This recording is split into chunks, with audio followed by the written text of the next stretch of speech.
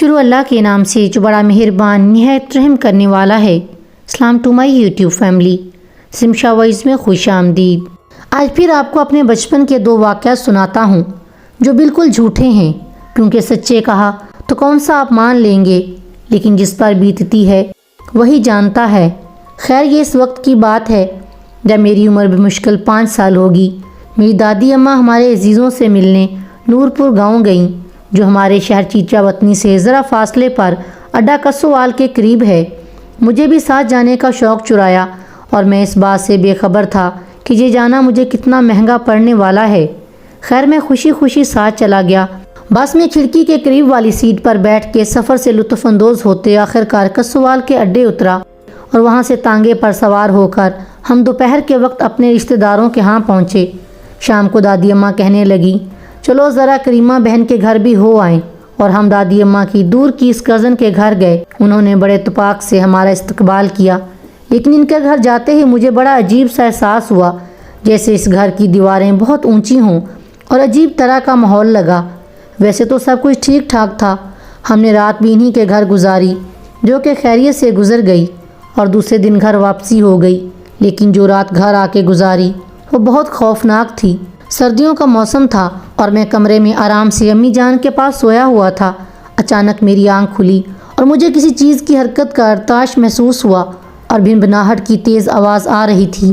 کیا دیکھتا ہوں کہ عین میرے چہرے کے سامنے ایک بڑی سوئی بڑی تیزی سے گول گول گھوم رہی ہے، اور ابھی میری آنکھوں پر آئی۔ میں نے ایک زوردار چیخ ماری اور رضائی پرے اچھال دی۔ والدہ صاحبہ بھی ہڑبڑا کے اٹھ گئیں اور مجھے دلاسا دینے لگیں۔ انہوں نے پھر مجھے تھپک تھپک کے سلا دیا، لیکن تھوڑی دیر بعد پھر وہی منظر، اور اب اس کے ساتھ دیکھتے دیکھتے اچانک سوئی غائب ہو گئی، اور اب 2 بھاری بھرکم پہلوان قسم کی بدصورت مخلوق اپنے بازوؤں کو اس طرح گھما رہی تھی جیسے ورزش کر رہے ہوں۔ اور جب میں ان کی طرف دیکھا تو انہوں نے کچھ ایسا ڈراؤنا منہ بنایا کہ میری پھر چیخ بلند ہو گئی، بلکہ چیخ و پکار کا ایک طویل سلسلہ شروع ہو گیا، کیونکہ اب پورا کمرہ خوفناک دھاڑوں اور کھردری گراہٹوں سے گونج رہا تھا، اور کمرے میں بہت بڑے قد آور کتے ایک کونے سے دوسرے کونے تک چھلانگے لگا رہے تھے، ساتھ میں اپنی لمبی زبان لپ لپا کر اور خوفناک تیز بڑے دانت نکال کے مجھے ڈرا رہے تھے۔ کبھی وہ انسانوں کی طرح 2 پاؤں پہ کھڑے ہو جاتے اور کبھی کتوں کی طرح 4 پاؤں پہ۔ بڑے بڑے بال اور سفید رنگ کے کتے تھے، لیکن چہرے کے خد و خال میں انسانی شباہت بھی نمایاں تھی۔ میری چیخ و پکار سن کے ابا جان بھی بھاگے آئے اور مجھ سے پوچھا کہ بیٹا کیا ہوا؟ میں نے جواب دیا کہ پورے کمرے میں کتوں جیسے جن شور مچا رہے ہیں اور ڈراؤنی آوازیں نکال رہے ہیں۔ کہاں ہیں؟ ہمیں تو نہیں دکھائی دے رہے، انہوں نے کہا، لیکن مجھے تو نظر، اور میری ایک اور زبردست چیخ نکلی، کیونکہ پھر وہی شور شروع ہو چکا تھا۔ ابا جان اور امی جان مجھے دادا جان کے پاس لے گئے۔ دادا جان بھی تھوڑا بہت عملیات کا علم رکھتے تھے۔ مجھے لے جا کر ان کی چارپائی پہ بٹھا دیا گیا، اور دادا جان نے کچھ پڑھ کے مجھ پر پھونکا، لیکن اچانک مجھے بہت لمبے تڑنگے آدمی، جن کے چہرے اور ہاتھ پاؤں اتنے کالے تھے کہ صاف نظر ہی نہیں آ رہے تھے، کیونکہ رات کو اندھیرا تھا، اور وہ پورے صحن میں نیم دائرہ بنا کے کھڑے تھے، اور ان کا رخ دادا جان کے کمرے کی طرف تھا۔ دروازہ کھلا ہوا تھا، اور وہ سر پر سفید پکڑیاں اور سفید ہی کرتے اور لنگی میں ملبوس کھڑے تھے۔ میں رو رو کے ان کی طرف اشارے کر رہا تھا کہ وہ کھڑے ہیں، وہاں کھڑے ہیں، لیکن وہ کسی دوسرے کو وہ نظر ہی نہیں آ رہے تھے۔ آخر فجر کی اذان ہوئی اور اس مصیبت سے جان چھوٹی۔ صبح دادا جان نے ایک تعویذ میرے گلے میں ڈال دیا، لیکن اب یہ ہوا کہ ہفتے کے 2 یا 3 دن مخصوص ہو گئے جب یہ سارا سلسلہ دہرایا جاتا۔ سوئی کا گھومنا، گیہوں کا بازو گھما گھما کے ڈرانا، اور پھر کتا نما مخلوق کمرے میں دھما چوکڑی مچاتی کہ کان پڑی آواز سنائی نہ دیتی۔ لیکن یہ سب کچھ میری کھلی آنکھوں کے سامنے ہوتا، مگر میرے ماں باپ یا کسی اور کو نہ کچھ دکھائی دیتا نہ سنائی دیتا۔ جنوری کا مہینہ، اور میں قمیض تک اتار دیتا، کیونکہ پورا جسم پسینے میں نہایا ہوتا تھا۔ کبھی امی مجھے دلاسا دیتی اور کبھی ابا جان گود میں لیتے، لیکن نہ اس مخلوق کا بےہنگم ناچ بند ہوتا اور نہ میری چیخیں۔ پتہ نہیں یہ ان خبیثوں کی تفریح تھی یا انہیں بچوں کو ڈرا کر ان کا رونا چیخنا سن کر سرور ملتا تھا۔ اتنی جوش اور خوشی سے وہ ناچتے اور دھاڑتے کہ جیسے زندگی میں کبھی اتنا مزہ انہیں نہ آیا ہوگا۔ ایک ذرا دلچسپ واقعہ ہوا کہ ان میں سے ایک کتا نما جن بہت پرجوش اور آگے آگے ہوا کرتا تھا۔ سب سے زیادہ اچھل کود اسی کی ہوتی تھی۔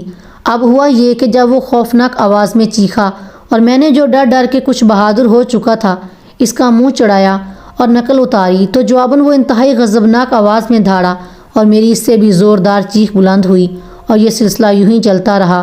دادا جان عدل بدل کے تعویذ دے رہے تھے مگر ہر منگل بدھ کو یہ ہارر شو شروع ہو جاتا۔ میری صحت کافی گر چکی تھی۔ آخر کسی نے امی جان کو ایک عامل کا پتہ بتایا جو ہمارے شہر میں بابا نڑیاں والا کے لقب سے مشہور تھا۔ اب تو ان کی وفات ہوئے بھی کافی عرصہ ہو گیا ہے، اللہ تعالیٰ غریق رحمت فرمائے۔